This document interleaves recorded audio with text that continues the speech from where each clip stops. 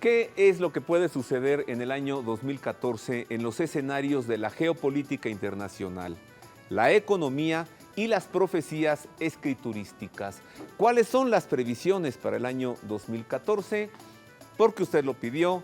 En la mesa de análisis, José Alberto Villasana, para hablar sobre las profecías, Ernesto Farril, para darnos su visión de la economía, y Alfredo Jalife Rame, para hablarnos de la geopolítica internacional. Hoy, las previsiones para 2014 en el Pulso de la Fe.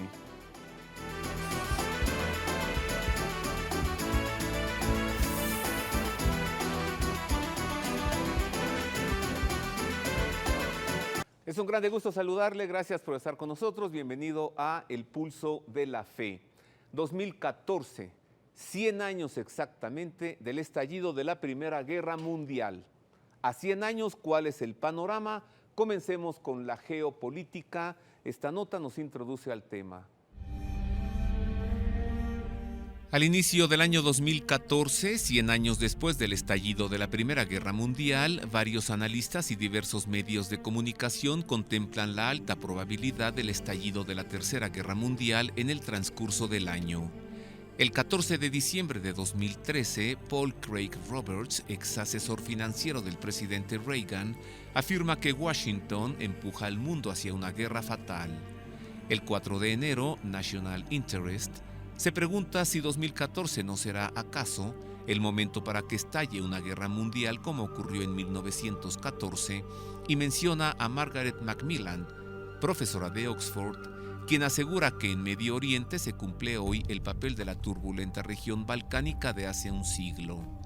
El mismo día, The Daily Telegraph vaticina que 2014 será el año de la conquista total del dólar estadounidense, mientras que paradójicamente el sistema de la seguridad global se desmorona con ecos de lo ocurrido en 1914, pues sostiene que las acciones bursátiles en Japón apuestan en los precios de su rearme, por lo que vislumbra un conflicto entre China y Japón, mientras Estados Unidos se retira de Medio Oriente dejando la región entrampada en un conflicto entre sunitas y chiitas. El 6 de enero, el World Socialist Website publica que las tensiones geopolíticas al inicio de 2014 superan los escenarios de la Primera Guerra Mundial y cita a Ambrose Evans Pritchard, comentarista de la Casa Real Británica, quien confirma el regreso del espectro de la Primera Guerra Mundial a partir del establecimiento por parte de China de la Zona de Identificación Aérea de Defensa, o ADIS por sus siglas en inglés, en el Mar del Sur de China, como una estrategia para poner a prueba la alianza militar de Estados Unidos con Japón, tal y como Alemania puso a prueba a Gran Bretaña en 1914 mediante aparentes disputas con Francia. El 10 de enero, el Financial Times afirma en su editorial que los riesgos de una guerra mundial son especialmente agudos si el sistema internacional es reordenado por el ascenso de nuevos grandes poderes y el declive relativo de los viejos poderes, lo que significa que ni Estados Unidos ni Gran Bretaña estarían dispuestos a compartir con Rusia y con China un nuevo orden multipolar. Finalmente, el 15 de enero, la agencia RT informa que los físicos estadounidenses han dejado las manecillas del simbólico reloj del apocalipsis a 5 minutos antes de la medianoche debido al crecimiento del arsenal nuclear de Estados Unidos, Rusia, India y China y por la propagación de la energía nuclear a pesar de la catástrofe de Fukushima en 2011. Hasta este momento, un primer escenario bélico de 2014 lo presenta la ofensiva multidimensional de Estados Unidos en las fronteras marítimas y montañosas de Rusia, en el Cáucaso, que ha orillado al gobierno del presidente Vladimir Putin a colocar misiles Iskander en Kaliningrado, la cuña territorial de Rusia entre Polonia y los países bálticos. Profundicemos en este tema y luego no sé por qué alguien dice, ¿no serás medio fatalista? No, pues es lo que dicen los medios internacionales y varios comentaristas. Mi querido Freddy, bienvenido. No puede empezar un año sin este gran clásico. Claro sí. Las previsiones para el año en El Pulso de la Fe. Bueno, esperemos que no suceda, pero desgraciadamente yo tengo la obligación de citar a los principales medios del mundo, ¿no? Mira, nos guste o no, la prensa británica, a mi juicio, es de las mejores del mundo, nada más que hay que saberla leer. porque muchas veces desinforman. Entonces hay que leer entre líneas, tiene toda una hermenéutica de interpretación.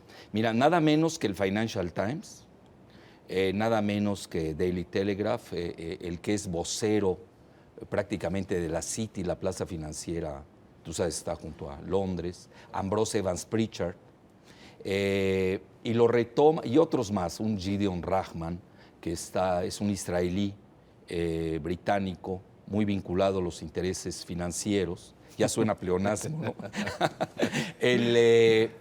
Y lo retoma, curiosamente, nada menos que Russia Today, que a mi juicio, tanto en español... Qué buena agencia es Russia extraordinaria. Today, mira, yo no sé, yo no quiero decir es la mejor, no. Yo creo que hoy, en la modernidad, tiene uno la obligación de contrastar. Si el mundo es geoestratégicamente tripolar, es decir, Estados Unidos, es decir, el mundo anglosajón, Rusia y China, pues tienes que ver sus medios.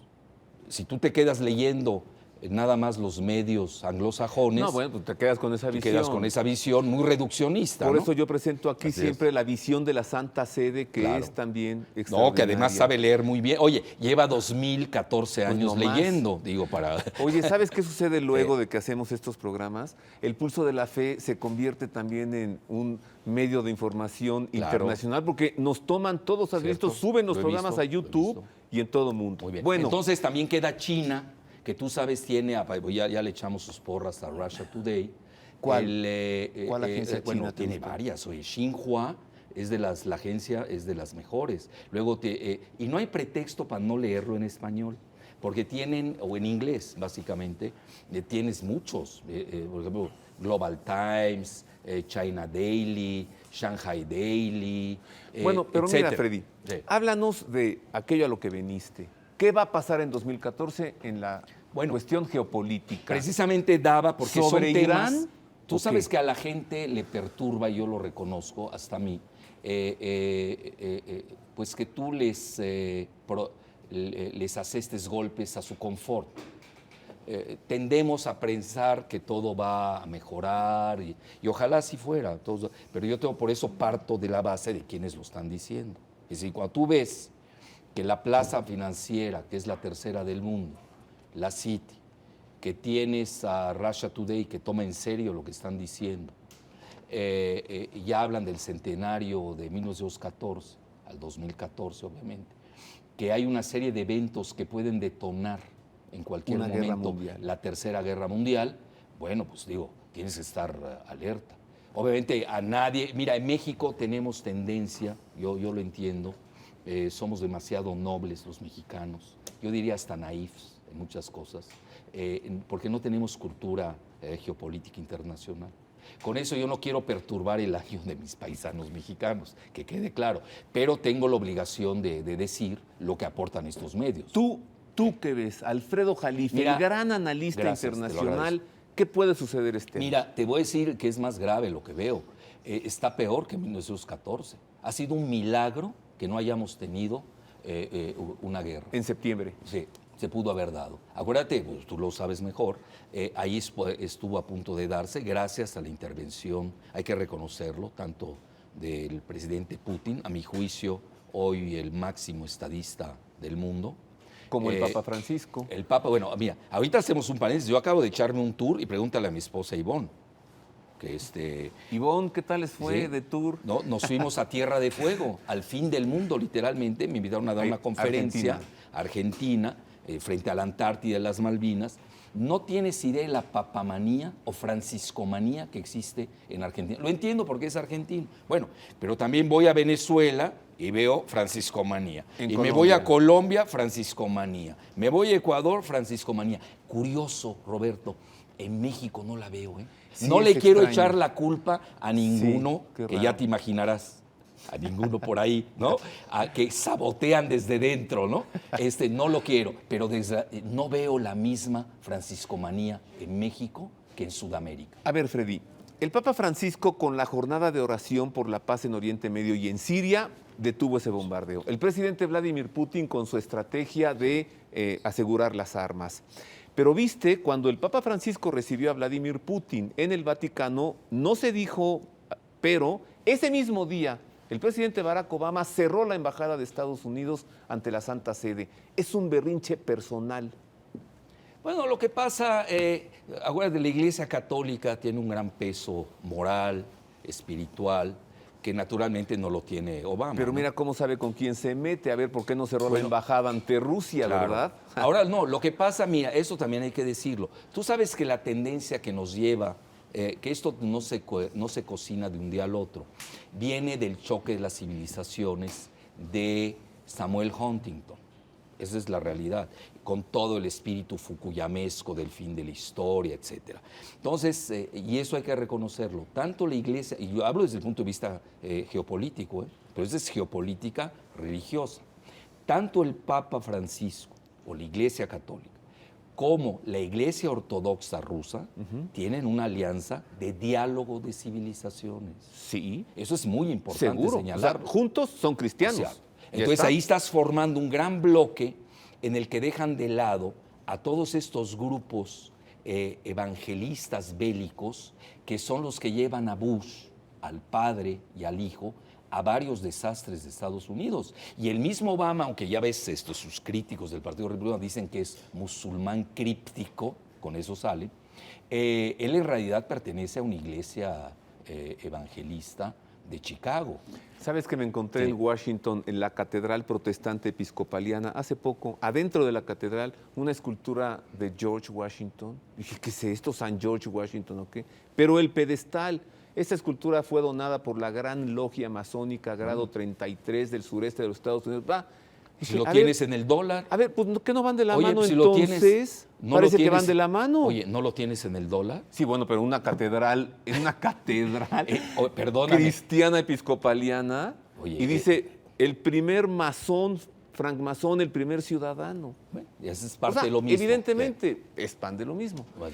Persecución de cristianos, ¿crees que crezca en 2014? Sí, desgraciadamente. En Oriente. Sobre todo el Medio Oriente, lo digo, yo soy de origen semita, cananeo, fenicio, ve toda esa mezcla, ¿no? Y mexicano, con, que es lo que te pone lo simpático. Esa es otra, y lo mexicano. Es decir, yo no pierdo lo yucateco, que es mi tercera nacionalidad. Tenemos que reconocer que sí está en grave peligro la cristiandad en el Medio Oriente. Mira, no solamente ¿Y norte en Egipto, de África? En Egipto sin duda.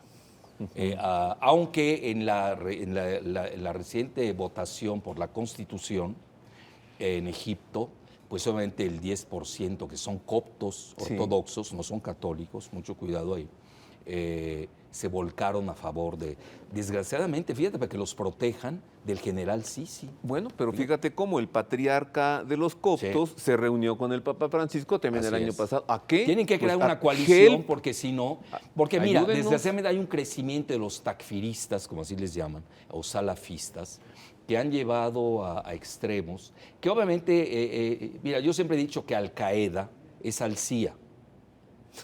Nombre.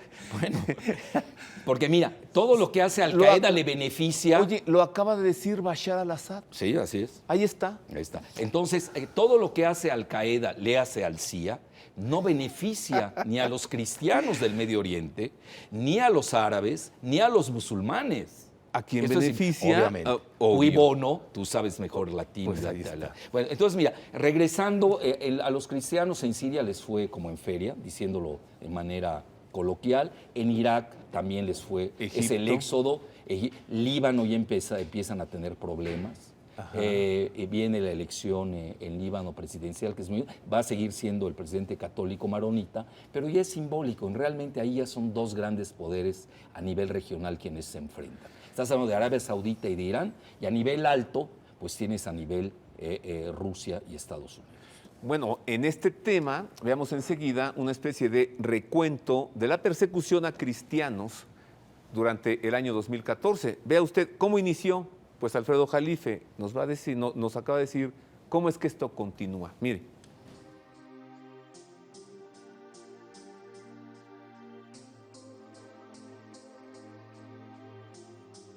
Es una muerte silenciosa. Los cristianos que pierden la vida a causa de su fe a menudo no son noticia y, sin embargo, según un reciente informe de la Asociación Cristiana Puertas Abiertas Francia, se registra un aumento de los casos en 2013, no solo violencia física, sino también prohibiciones y discriminaciones. El Papa Francisco lo había remarcado con fuerza el día de San Esteban. Los cristianos hoy, más que en los primeros tiempos de la Iglesia, sufren injustamente, incluso en países en los que la libertad religiosa está garantizada por la Constitución.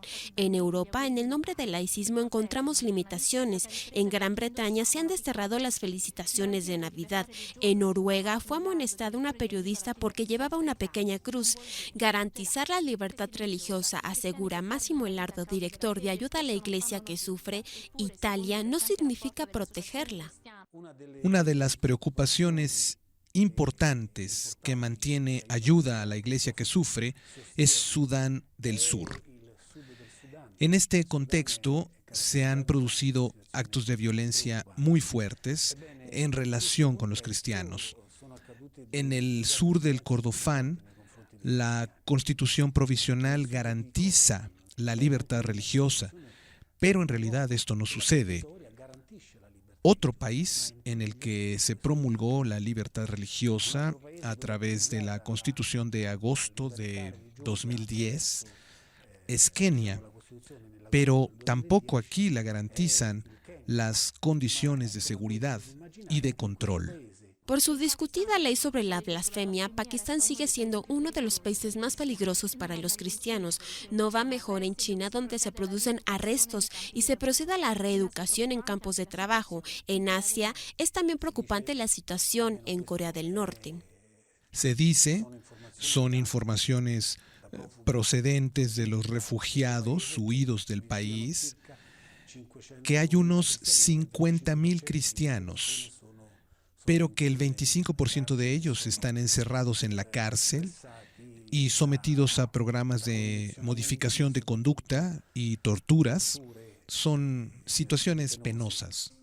Y finalmente, el miedo a los grupos fundamentalistas que siembran la muerte tomando como pretexto la religión. Sucede en Nigeria, pero también en los países de la primavera árabe, y también está el escenario sirio. Es un dolor profundo. Pensamos también en las familias iraquíes que viven desde hace 10 años la tensión entre chiitas y sunitas. Han sido diezmados. Durante estos años hemos ayudado a la iglesia iraquí con 1.250.000 euros. Actualmente, en un periodo muy breve, la cifra para las familias cristianas ha sido de más de 2 millones de euros. Esto para decir que el problema es preocupante. Oremos juntos para que la situación siria acabe lo más pronto posible con un signo fuerte, con un signo de paz. La persecución de cristianos se acrecentará para este año 2014, con mucha tristeza lo decimos.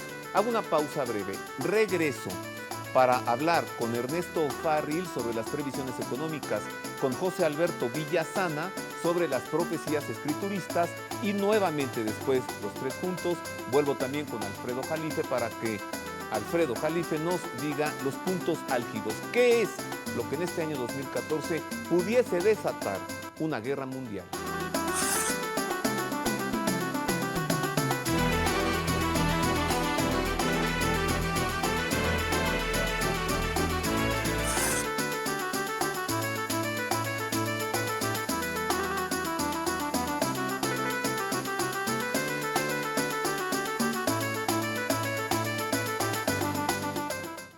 Hoy en el Pulso de la Fe le estamos presentando las previsiones geopolíticas, económicas y las profecías bíblicas hacia este año 2014. ¿Qué es lo que pudiera suceder?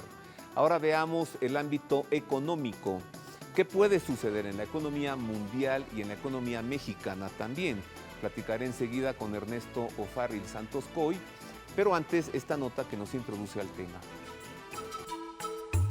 Para el año 2014 se prevé que la economía mundial experimente un ligero crecimiento, pero la economía china crecerá un 7%, el dólar se fortalecerá contra las divisas y las tasas de largo plazo en dólares cerrarán cerca del 4%. Las materias primas tendrán un ajuste en el primer trimestre y regresarán a una tendencia al alza gradual. Los metales preciosos se apreciarán sustancialmente en el segundo semestre. En Europa es previsible que el problema de la deuda pueda generar nuevos episodios de inestabilidad y de bajo crecimiento. La economía de los Estados Unidos crecerá solamente un 3% y aunque continuará la inercia de soluciones parciales y de diferir los problemas fiscales, no habrá más cierres de gobierno ni default de la deuda. En México, el crecimiento económico se ubicará cercano al 4% y estará sustentado por exportaciones, un mayor gasto público y la reforma energética, aunque para el primer trimestre se espera un crecimiento débil con inflación elevada y poco empleo. Es previsible una reforma fiscal adicional. La bolsa mexicana cerrará en 49,000 puntos. Las tasas de interés en pesos aumentarán menos que en dólares y el peso se apreciará durante el segundo semestre del año.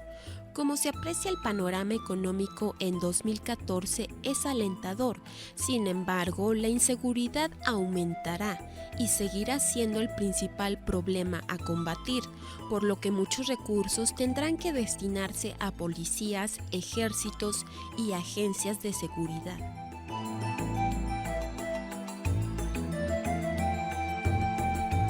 Ernesto Farril Santoscoy es presidente de Bursa Métrica, es director de estrategia de Actinver y está considerado como uno de los mejores analistas de economía en México y como un muy buen primo. Ernesto, bienvenido. ¿Cómo estás, primo? Buen día. Muy contento de tener este programa que ya se ha hecho un clásico cada año. Sí, buen año, muchas gracias. ¿Cómo ves? ¿Nos va a ir bien o nos va a ir mal en la economía? Recuerdo, como para darte así una semillita, que el presidente Felipe Calderón no dejó un cofre de tesoro, un arcón lleno de divisas, y el presidente Peña Nieto pues así lo recibió, o sea, como que parece que por ahí la cosa no va mal, ¿o qué dices tú? Sí, a diferencia de la época de Salinas, ¿no? Y Zedillo, hay una anécdota de que alguna vez Zedillo le reclamó, oye, nada más me dejaste como $5 millones en el Banco de México. Te juro que no los vi. Y bueno, en el caso de Enrique Peña Nieto, ¿cómo recibió las arcas? En esta ocasión, pues, el país, México, pues realmente debe poco en relación al tamaño de su economía y sobre todo debemos mucho menos de lo que tenemos guardado en el Banco de México. En el Banco de México hay $170,000 millones. Wow. Una cantidad, 170,000 millones contra 5 millones que mencionaste. Contra más o menos $40,000 millones, que es la deuda del gobierno en dólares. Si le agregamos la deuda de Pemex o la deuda del IMSS o de otras entidades del gobierno en dólares, quizás no lleguemos a más de 110,000 contra pues casi 180,000 millones de dólares que tenemos en el Banco de México. Es decir, o sea, somos ricos. Pues aparentemente sí, ¿no? ¿Y por qué no los vemos, como diría el presidente? Sí, bueno, esta circunstancia desde luego ha generado pues estabilidad relativa en nuestra moneda, ¿no? Ahora, habría que empezar por cómo vemos el mundo. Cada vez somos más dependientes de lo que sucede en el mundo. Estamos estimando que el crecimiento en la economía mundial pudiera ser ligeramente más alto este año que el año anterior. Y esto se debe a que, por una parte, estamos viendo en Estados Unidos una economía que va a crecer más. Es probable que Estados Unidos crezca por ahí del 3.5% para este año, mientras que el año pasado no debe haber crecido ni más del 2%, ¿no? Por otra parte, Europa, que el año pasado estuvo más bien en contracción de su actividad económica, en recesión, para este año vemos todavía un crecimiento débil. Todavía hay muchos países europeos muy endeudados. Grecia, Irlanda, España, Portugal, Ajá. España, Italia. El promedio de los países europeos debe ya casi 100% del tamaño de su economía. Así que no creemos que vaya a haber mucho crecimiento. Casi en todos los países hay programas de austeridad muy fuertes, inducidos por los alemanes.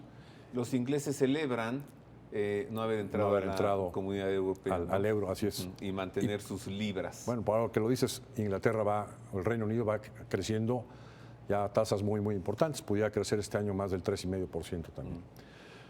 Luego, en el lejano oriente, Japón está empeñado a como dé lugar a crecer después de 20 años de un fenómeno extraño en el que la economía no crece y los precios, en lugar de subir, caen. Un fenómeno profundo de deflación. Y el primer ministro está empeñado, el señor Abe, en que esta economía crezca, y para eso está implementando políticas fiscales muy agresivas, que me encantaría que los funcionarios hacendarios las conocieran. De México. De México. Y junto con eso, también el Banco Central está imprimiendo yens, o sea, moneda, en cantidades impresionantes. Para invertir la deflación. Para que a como dé lugar crezca la economía. Entonces, pues es otro país, otra potencia económica que va a crecer. Y además China, que ha estado en los últimos años desacelerándose, ya en lugar de crecer al 10%, probablemente el año pasado solo creció al 7,5%, pues el gobierno, el Partido Comunista, han implementado una serie de medidas para obligar a que la economía crezca por lo menos al 7%. Entonces, el conjunto de todas estas regiones o bloques económicos creciendo, pues va a dar un crecimiento mayor, ¿no? En el caso de México, lo que estamos previendo es un crecimiento de alrededor del 3,8% para nuestra economía. Es un crecimiento arriba del promedio histórico, que es más o menos 2%. Y para este crecimiento hay 4 ingredientes principales. Primero, Estados Unidos va a crecer más. Nos está agarrando ahora. ¿Más que México? Más que México y más que el año pasado. Ajá. Nos va a agarrar esto con un tipo de cambio más alto que nos hace más competitivos para exportar. El gobierno, que el año pasado pues, no gastó, pues está empeñado también en gastar este año. El Congreso le ha autorizado un déficit fiscal. Vamos a ver economía al señor que se Videgaray. acelera. Entonces tiene que haber también, por más gasto de gobierno, mayor actividad económica. Las remesas que estuvieron bajando han dejado de caer. Las remesas, lo que mandan de dólares los braceros a sus familias, es un componente también importante para nuestra economía. Y por otro lado, el sector de vivienda, que el año pasado pues, es un sector que tuvo un verdadero desastre. Varias de las empresas grandes pues, se fueron a default de su deuda. El gobierno cambió el esquema, el modelo de negocio. Los bancos cerraron el crédito al sector.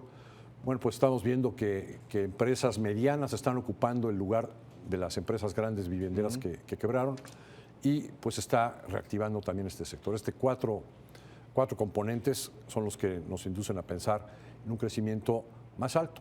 Y más allá de eso, lo que implica la reforma de energía, creemos que empieza a dar resultados en cuanto a inversiones en algunos sectores distintos al de energía desde este año. Por ejemplo, estamos viendo mucha actividad en la cuestión de energía alternativa.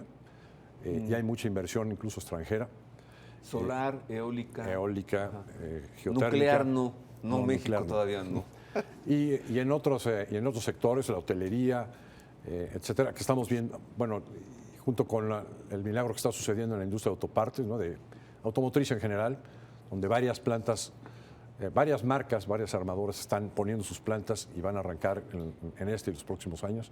Todo eso combinado nos da un panorama optimista en cuanto a la actividad económica, quizás este año con más inflación, porque pues hay costos por la reforma fiscal que tenemos que pagar, sobre todo en este primer trimestre. Pero ¿crees que haya otra reforma fiscal este año? Si no este año, el año entrante. Ajá. ¿Y le apostamos a eso, le podemos apostar. ¿Qué le dices al hijo de vecino, al asalariado, al ama de casa? ¿Qué recomendación? Le das una recetita de cocina, ¿no? ¿Qué hacer con tarjetas de crédito, con dólares, con oro, con plata? Sí. El año pasado fue muy difícil para las inversiones, y para este año algo de lo que se dio el año pasado se puede repetir. Vamos a estar viendo una trayectoria alcista en las tasas de interés, y eso hace que los portafolios que invierten en instrumentos de tasa de interés pues puedan incluso tener rendimientos muy bajos o por debajo de la inflación. Lo que nosotros estamos recomendando, siempre lo hacemos, es diversificar lo más que se pueda tus inversiones. No se necesita mucho dinero para poderlo diversificar. Afortunadamente existen una serie de vehículos a través de los cuales se puede hacer esa diversificación, y quizás pues uno tiene que tomar en sus inversiones, olvidarse de lo tradicional, invertir en algo, pues aunque sea más arriesgado, pero que pueda dar un poco de más rendimiento. Por ejemplo, fondos que invierten en acciones, fibras que invierten en bienes raíces, en fin. Todo esto suena muy bien, Ernesto, pero hay un fantasma: el crimen organizado, la seguridad. ¿Tienes una palabra sobre eso? Consideramos que el problema de la inseguridad es algo que sigue creciendo. Hemos estado notando como que se va desplazando del norte del país hacia el Bajío, hacia el centro de la ciudad, del país, perdón. Y dentro del factor de inseguridad, lo que más nos preocupa es lo que es el soborno, la extorsión, el derecho de piso, lo que más afecta sobre todo a los pequeños y medianos negocios en distintas ciudades del país. Lo que acabó ya con Acapulco. Por ejemplo. ¿No? Entonces, sí creemos que es uno de los principales problemas a atacar en este año. Claro y preciso. Ernesto Farril Santoscoy, presidente de Bursamétrica, director de estrategia de Actinver. Pasemos ahora a la parte de las profecías escriturísticas, la parte bíblica. Más adelante regreso con Ernesto Farril, con Alfredo Jalife también, y enseguida platicaré con José Alberto Villasana. Él es teólogo por la Universidad Gregoriana de Roma, es un gran analista de la escatología. Comenzamos con esta nota. ¿Qué es lo que puede haber en profecías que pudiesen cumplirse en el año 2014? Proféticamente hablando, el año 2014 es muy significativo porque se verán lunas rojas tétradas, es decir, 4 eclipses lunares que hacen ver a la luna de color rojo como cubierta de sangre y que coinciden con fiestas de Israel relacionadas con algún acontecimiento de la salvación. Lunas rojas tétradas han coincidido con la Pascua judía en Egipto, con la Pascua de Jesucristo en su pasión, muerte y resurrección, y en Pentecostés. Lunas rojas tétradas ocurrieron también en 1948, cuando los judíos volvieron a la tierra prometida y se iniciaron los últimos tiempos, según las profecías bíblicas. La primera luna roja de 2014 ocurrirá en la Pascua, del 15 al 17 de abril. La segunda durante la fiesta judía de las Palmas, el 10 de agosto. La tercera en la Pascua de 2015, el 4 de abril, y la cuarta durante la fiesta de las Palmas de 2015, el 28 de septiembre. Las 7 fiestas que Moisés prescribió celebrar a los judíos coinciden con 7 eventos salvíficos en Jesucristo. La primera es la Pascua, que celebra la liberación de los israelitas esclavizados en Egipto, que se amplía en Cristo, que libera del pecado y de la muerte a toda la humanidad.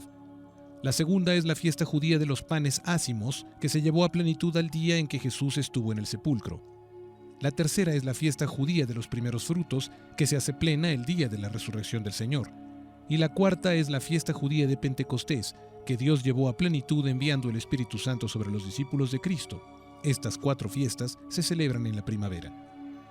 Las otras 3 fiestas judías, pendientes de llevarse a su plenitud, se celebran en el otoño y son la fiesta de las trompetas, que corresponderá al rapto de la iglesia, en que los santos serán llevados al cielo, según San Pablo; la fiesta del día de la expiación, o Yom Kippur, que coincidirá con los 7 años de la gran tribulación y el retorno glorioso de Cristo; y la séptima fiesta, la de las palmas o tabernáculos, que corresponderá a los 1000 años del reino de Cristo en la tierra. La sorprendente correlación entre estas fiestas judías y el raro fenómeno cósmico de las lunas rojas tétradas hace pensar en que la intervención divina en la humanidad puede estar tan cercana como este año 2014. Respecto a la luna roja, dice el profeta Joel: el sol se volverá oscuro y la luna se convertirá en sangre antes de que venga el grande y terrible día del Señor. Y el libro del Apocalipsis establece: cuando el Cordero abrió el 6º sello, se produjo un gran terremoto, y el sol se puso negro como vestido de luto, y la luna entera se tiñó como de sangre. José Alberto Villasana es un gran teólogo. Él estudió en la Universidad Gregoriana de Roma, se ha especializado en escatología, o sea, la parte de la teología que estudia lo que ha de suceder, lo que está más allá, y ha dedicado muchos años de su vida a la investigación escatológica en las Sagradas Escrituras. José Alberto, así como 2013 fue un panorama terrible, ¿te acuerdas? Que el mundo se va a acabar, ¿no? Que las profecías mayas, ¿o ese fue 2012? No, ese fue 2012. 2012. Sí, del cual dijimos que era pues realmente una fantasía. Bueno, pues ahora inicia 2014, ¿cómo ves que puede venir? Bueno, nada más recordar aquí que a nivel de las profecías, ¿qué es lo que ya ha sucedido? Ya se cumplió después de 2000 años el retorno de los judíos a la tierra prometida, con la fundación del Estado de Israel en 1948. Ahí comienzan formalmente los últimos tiempos y lo que sigue es lo que mencionaba hace un momento Alfredo Jalife, la guerra, esta guerra mundial que está descrita en el capítulo 38 del profeta Ezequiel, en el que Rusia y los países árabes del norte atacan simultáneamente a Israel. Cuando se da esto, pues nadie lo sabe, obviamente, ni el mismo Jesucristo en vida lo sabía. Pero hay un fenómeno muy interesante que es este de las lunas rojas tétradas o tetradas, que es realmente muy raro. ¿Qué es una luna roja? Bueno, sucede cuando hay un eclipse lunar y parece que la luna se torna de rojo. Dicen el profeta Joel y otros profetas que antes del día del Señor la luna se tornará roja como en sangre. ¿El día del Señor se entiende el juicio final? No, el día del ¿La gran Señor tribulación? es la gran tribulación, que es una serie de juicios que se dan durante 7 años, previo al retorno de Cristo. Es lo que viene por delante, es esta guerra que es provocada a su vez por un ataque de Israel contra Siria, que tampoco ha sucedido, estuvo a punto de suceder, pero tú En mencionabas, Putin puso ahí freno a este ataque, sí. Pero finalmente va a suceder porque está en las escrituras. Ahora, ¿Qué no lo dijo Benjamín Netanyahu? Obviamente, también. Sí, Tarde sí. que temprano Rusia atacará Rusia a Israel. nos atacará porque está escrito en la Torah. En la Torah. Sí, se refiere a esta profecía de Ezequiel. Claro, en Ezequiel no menciona a Rusia, ¿qué es lo que dice? No, es Gog, El reino de Gog Gog y Magog, el reino de Gog y Magog que corresponde a Rusia. A ver, si 2014 fuese un escenario para una tercera guerra mundial, como ya lo explicamos, como ya lo dijo Alfredo Jalife, citando a tantos medios internacionales, esta pudiese ser para ti, desde las profecías bíblicas, esta tercera guerra mundial, el inicio de esta gran tribulación o la configuración para un ulterior ataque de Rusia a Israel, lo que nos dices. Efectivamente, sí, pero además con esta interrogante de qué es lo que va a suceder con esta tetrada de lunas rojas. La luna roja es muy raro que se den 4 eclipses lunares seguidos y que coincidan con una fiesta judía. Esto sucedió solamente con la expulsión de los judíos de España, sucedió en 1948 con la refundación del Estado de Israel. En la Guerra de los 6 días vuelve a haber lunas tétradas rojas, coincidente con fiestas judías, y ahora, rarísimo, vuelve a suceder este año, comenzando en abril. En la Pascua de este año es la primera de las 4 lunas rojas. Es un temazo, ¿eh? Por más que dure este programa, será poco tiempo para profundizar en esto. ¿Por qué no das una conferencia sobre bueno, estamos 2 horas? No tengo todavía la fecha, pero esa es la intención, porque sí es mucho detalle, ¿no? Nos avisas por Yo Twitter. les avisaría en mi página, ultimostiempos.org, o en el Twitter Albert Villasana, cuando se dé esta conferencia. Y En te digo, estos días, sí es próximos complicado el tema, bueno, no es complicado, pero es mucho detalle de cómo van sucediendo estas fiestas judías, que son 7 las fiestas judías prescritas por Moisés. De estas 7, que además todas van a coincidir con un acontecimiento cristiano, ¿sí? Porque Cristo le da el sentido último, el sentido pleno a las fiestas judías, 4 ya se cumplieron, que son en la primavera. Y las 3 que faltan, que son en el otoño, son las que vienen por delante. Probablemente la próxima coincida con la primer luna roja de este año, en abril. José Alberto, ¿qué te parece este video que ha recorrido el mundo a partir de la muerte de Ariel Sharon, de aquel rabino que murió a los 108 años de edad y cuando se muere, sí, se saca un escrito que él dejó diciendo que se abra esto cuando yo muera con el nombre del Mesías. Y él escribe ahí, el Mesías se llama Jesús. Sí. Y se manifestará después de la muerte de Ariel Sharon, que sucedió la semana pasada. Sí, y ha recorrido el mundo. Sí. Dinos algo y yo te pediría también que vuelvas la próxima semana a este programa a hablar más de este asunto. Sí, porque además, es amplio también. Tú y yo sí. cenamos con un rabino en aquel momento Así y nos dijo, es. lo conozco, fue mi maestro es de muy Torah. conocido porque el rabino Isaac Kaduri, él era el maestro de todas las grandes escuelas rabínicas en Jerusalén. Y un gran sabio, un gran santo, se le atribuyen milagros, muy consultado por políticos, etcétera. Y efectivamente, en 2006, él dice que él vio al Mesías y que él pone en un papel el nombre del Mesías y que no se revele hasta su muerte, ¿Qué sucede al año siguiente, en 2007? Qué sorpresa que cuando lo abren, el acróstico es Yeshua Ansara, Jesús de Nazaret. Y él dice efectivamente que después de la muerte de Ariel Sharon, que ese año entra en coma, hasta hace una semana, es decir, casi 8 años estuvo en coma, estará ya próximo la manifestación del Mesías. Ok, lo que no cuenta el rabino es que sería la segunda manifestación del Mesías, es decir, la parucía. Sí, y que además antes de la manifestación de Yeshua, Jesús, ¿no?, el retorno glorioso de Cristo, va a haber un falso Mesías 7 años antes que va a falsificar ese retorno. Y ese falso Mesías aparece al final de la Guerra Mundial, de la Tercera Guerra Mundial, es quien firma el acuerdo de paz. Es decir, que no sería 2014, esto se va más adelante. Se va más adelante, claro, como fin de la guerra. Y ese es un falso Mesías y los judíos lo podrían deducir porque el profeta Daniel dice que a los 3 años y medio de la firma del acuerdo de paz romperá el acuerdo y suprimirá el sacrificio. No puede ser el Mesías verdadero si va a suprimir el sacrificio judío, si los va a traicionar. Claro. Vente el próximo domingo, ¿no? Con mucho gusto. Para hablar algo más sobre este asunto que está recorriendo el mundo, la visión, la profecía de este rabino Isaac Kaduri. Isaac Kaduri. Voy a hacer una pausa. Regreso. En esta mesa, juntos, nuestros 3 analistas, José Alberto Villasana, Alfredo Jalife Rame, Ernesto Farril Santos Coy, para compartir o debatir las opiniones y lo que ellos nos han dicho anteriormente. Una pausa, regreso con esto. Regreso también, oiga, una cosa que va a suceder en este 2014. El Papa Francisco va a Israel en el mes de mayo y también serán canonizados el Papa Juan XXIII y el Papa Juan Pablo II, ambos el 27 de abril. Todo listo para ir a Roma, todo listo para ir a Tierra Santa en abril y en mayo. También le regreso para decirle cómo hacerlo bien y estratégicamente correcto.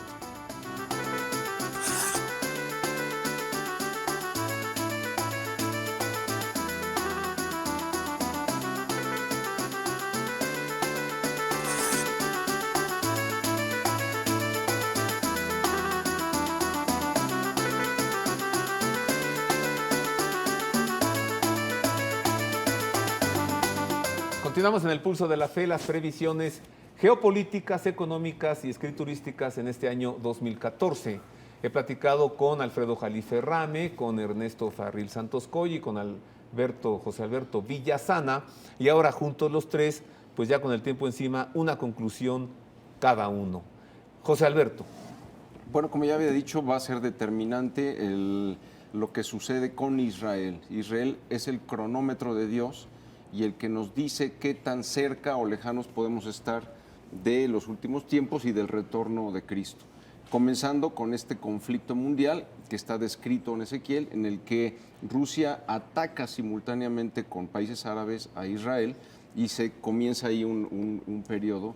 Entonces, creo que eso va a ser determinante. ¿Cuándo sucede? Pues no, es difícil saberlo. El presidente Putin en 2012 lo dijo, ¿no? Si Estados Unidos ataca yo defiendo Irán, yo ataco Israel. Es inmediato, porque es la última base militar fuera de su territorio que tiene Rusia, que es en Siria. Sí, así que esto va más allá de una suposición, tiene una confirmación. Así es, así es. Ernesto. Bueno, si no se cumplen los pronósticos de Alberto y de Mauricio. de Alfredo. de Alfredo, perdón. Veríamos una mejor economía, un mejor desempeño económico, tanto en el mundo como en nuestro país en este 2014. Con más inflación, eso sí. A ver, el dólar, José Alberto, ¿sí tú lo ves firme, así como dice Ernesto? Bueno, ¿desde qué punto de vista? Desde el punto de vista monetario, no. O sea, el dólar es el país más endeudado de todo el mundo. Estados Unidos. Y se sigue imprimiendo la máquina. ¿Qué harían para sostener el valor del dólar? Hasta ahorita que China y Japón no han tirado a la basura los bonos estadounidenses. El día que lo rechacen se cae todo el sistema. ¿Cómo ves, Ernesto? Ese es un riesgo latente, ¿no? Se ha habido expresiones de China. Tiene ya reservas por más de 4 billones. Así es. O sea, las reservas de China son 4 veces el tamaño de la economía mexicana.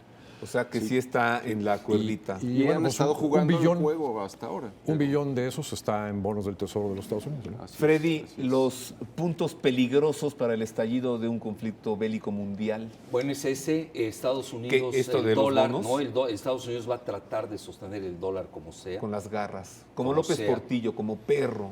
Y eso, a mi ¿te juicio, acuerdas? en primer lugar, ese es personal, eso no aunque lo dice Ambrose Evans Pritchard, Estados Unidos sí es capaz de ir a una guerra mundial por el dólar. Ahora, la segunda, los puntos candentes. Mira, ahí están divididas las opiniones. Obviamente, cualquier punto del Medio Oriente donde se hace una guerra regional, entre Irán, entra Israel, entran las grandes potencias, y para qué seguimos hablando. Y la otra que no se ha seguido mucho, sobre todo aquí no lo seguimos mucho, yo incluso hasta invito a ver si ver esa región del Mar del Sur de China con mapas, que los mexicanos entendamos qué es lo que está en juego, como unas islitas, arrecifes, donde está en disputa Japón y China, donde China ahorita acaba de decretar su zona de identificación aérea, etcétera. Ahí, a juicio de muchos analistas de Estados Unidos y de Gran Bretaña, puede ser el punto detonante. Fíjate, no Norcorea. Norcorea no entra en el... A ver, sí. Freddy, hagamos otro programa sobre Sí, esto, sobre el Mar del Sur de y China. con mapas y Sí, todo, como sí, dijiste. yo creo que vale Nos la lo pena. explicas bien. Sí. Que quería Ernesto. agregar algo en relación al dólar. En años anteriores, el Banco Central de los Estados Unidos ha estado inyectando dinero, tratando de tirar al dólar. De esa manera, pues las mercancías americanas se hacen más competitivas artificialmente. Pero a partir de este año están cambiando la estrategia y están empezando a disminuir los programas a través de los cuales inyectan dinero. Lo que puede dar como resultado eso es precisamente un fortalecimiento del dólar, ¿no? No, pero Si además lo estaban aquí- tirando artificialmente, van a dejar Pero de fíjate, tirarlo, tú lo ¿no? sabes mejor, igual que José Alberto, y ya no se diga, pues tú, ahí estamos ante una guerra de divisas. Bueno, ¿por qué Ya estamos se a habla, 13 había- pesos, 20 es, centavos? es Es paradójico que Estados Unidos, teniendo una moneda que no vale nada, la sostiene La con sus sostenga. bombas nucleares, pero además porque controla el sistema monetario internacional, que esta parte nadie la dice. Es decir, la Federal Reserve inyecta 85,000 millones de dólares al mes, que te cambian toda la correlación de fuerzas, y ha afectado a los países emergentes, sobre todo a Brasil. Y el Banco Mundial. Mire usted, la guerra, la economía, los territorios, la energía, y en las Sagradas Escrituras esto está previsto, por no decir predicho. El tiempo nos castiga. Yo agradezco mucho a Alfredo Jalife, a José Alberto Villasana, a Ernesto Farril Santos Coy, que han estado hoy con nosotros. Cada uno y juntos nos han dado un muy buen programa. Muchas gracias. Gracias a ti. Gracias a los tres. Y vámonos hasta Roma para entregarle a usted la crónica de la audiencia presidida por el Papa Francisco el miércoles de esta semana. Discípulos y misioneros del Evangelio, con palabras y obras, siempre y en todo lugar, el Señor cuenta con nosotros. Pidámosle que a través de la gracia del bautismo podamos ser instrumentos de las bendiciones de Dios para todo el mundo.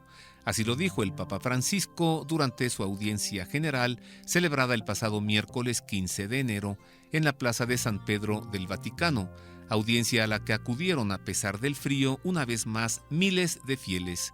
Se calcula que fueron unos 35,000 de numerosos países quienes se reunieron allí con el Papa Francisco.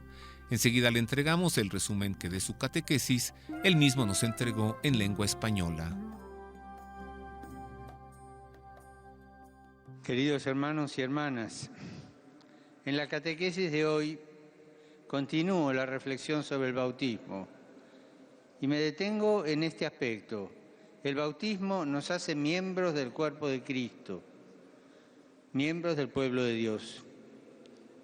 El Vaticano II expresaba esta verdad insistiendo en que este sacramento nos incorpora al pueblo de Dios, nos hace miembros de un pueblo que camina a lo largo de la historia. A través de la fuente bautismal, la gracia se transmite y el pueblo de Dios camina en el tiempo, difundiendo la bendición de Dios.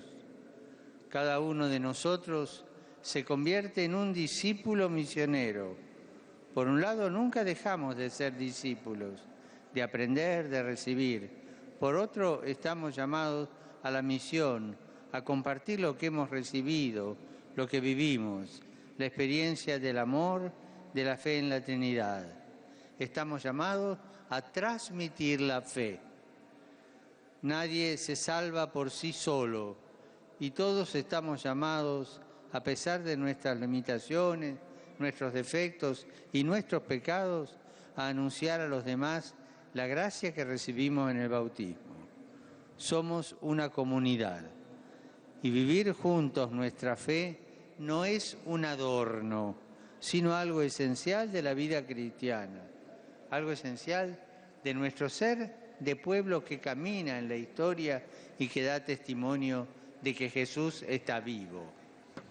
Saludo a los peregrinos de lengua española, en particular a los padres agustinos recoletos y a las religiosas de María Inmaculada, así como a los demás grupos venidos de España, Uruguay, Argentina, México y otros países latinoamericanos.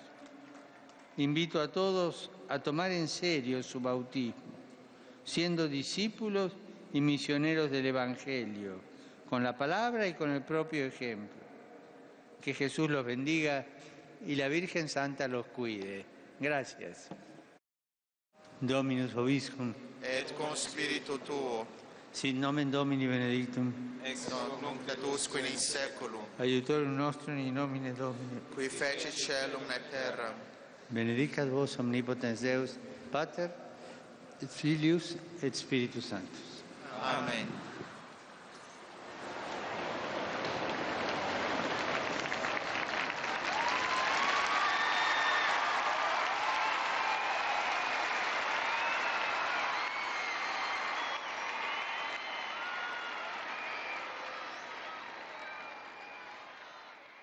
La bendición apostólica al término de la audiencia. Me han preguntado mucho cómo ir a Roma para la canonización de Juan XXIII y de Juan Pablo II y qué hacer para estar en Tierra Santa con el Papa Francisco en el mes de mayo. Mis recomendaciones con Ángel Díaz Bonet, que es un experto, un coordinador de peregrinaciones de hace muchísimos años. ¿Qué tienes preparado, Ángel? Bueno, son dos acontecimientos importantísimos este año. En abril es la canonización del Papa Juan Pablo II y Juan XXIII. Es un evento importantísimo desde el punto de vista cristiano, donde el Papa, que era un gran amigo de México, pues nosotros tenemos que corresponder, ¿no? Es un evento que vamos a preparar desde Tierra Santa, de diferentes frentes. Primero Tierra Santa y luego Roma. Primero Tierra Santa, después santuarios importantísimos en la vida del Papa, como son los relacionados con la Divina Misericordia, en Polonia, en Lituania. Polonia, la tierra de Juan Pablo II. Exactamente, en Italia, el santuario del Padre Pío, al santuario que nunca fue el Papa y que dijo, si no fuera Papa yo ya hubiera ido, Medjugorje. También Constantinopla, en Estambul, o sea, es un despliegue que tenemos por todos los lugares importantes de la cristiandad. Abril. Para converger en Roma en la fecha de la canonización, en Semana Santa. En Semana Santa. Bueno, ¿y para mayo? Y para mayo, la visita del Papa Francisco a Tierra Santa. Tú tienes todo este asunto en tu sitio en internet. Todo está muy claro, www.viavaticano.com. Muchas gracias, Ángel. Pues ahora lo tiene usted, para que luego no le caigan con sorpresas y engaños. Vía Vaticano tiene preparado todo esto para estar con el Papa. 4 papas juntos, el 27 de abril, Juan XXIII, Juan Pablo II, Benedicto XVI y el Papa Francisco. Con esto terminamos. Muchas gracias por haber estado con nosotros. Le deseo un feliz domingo a nombre del equipo de producción y el staff de Canal 40. Dios le guarde. Gracias.